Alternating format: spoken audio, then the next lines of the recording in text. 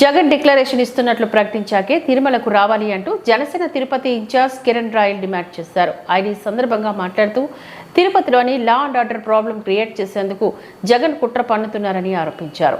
Declaration ఇవ్వకుండా వస్తే తిరుమలలో స్థానికులు, శ్రీవారి భక్తులు, స్వామీజీలు అడ్డుకుంటారంటూ స్పష్టం చేశారు.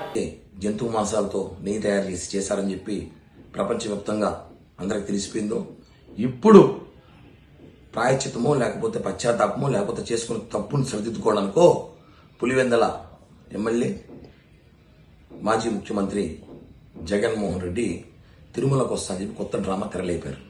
మేము ఒకటే అడుగుతున్నాం, ఒక హిందూ మతంలో పుట్టాం కాబట్టి, ఒక తిరుపతి స్థానికుడిగా, వెంకటేశ్వర భక్తుడిగా ఒకటే అడుగుతున్నా సూటిగా జగన్మోహన్ రెడ్డి, అయ్యా నువ్వు రేపు వస్తున్నావు తిరుపతికి, వచ్చే రోజు పుట్టినప్పుడు ముందు రోజే ఒక స్టేట్మెంట్ ఇవ్వు, డిక్లరేషన్ ఫామ్ మీద సంతకం పెట్టే నేను తిరుమలకు వస్తాను అని చెప్పు.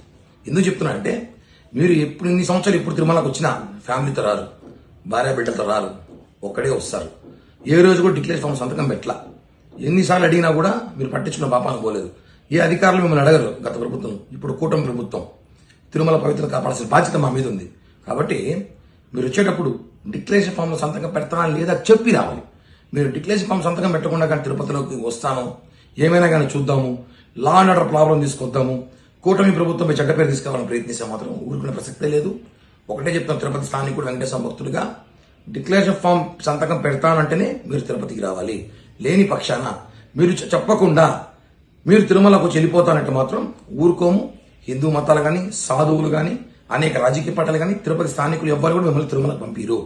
మిమ్మల్ని దర్శనం చేసుకోవాలంటే మీరు ఒకటే చెప్తున్నాం, డిక్లరేషన్ ఫామ్ మీద సంతకం పెడతానని మీరు స్టేట్మెంట్ ఇచ్చే రావాలని చెప్పి కూడా డిమాండ్ చేస్తున్నాం.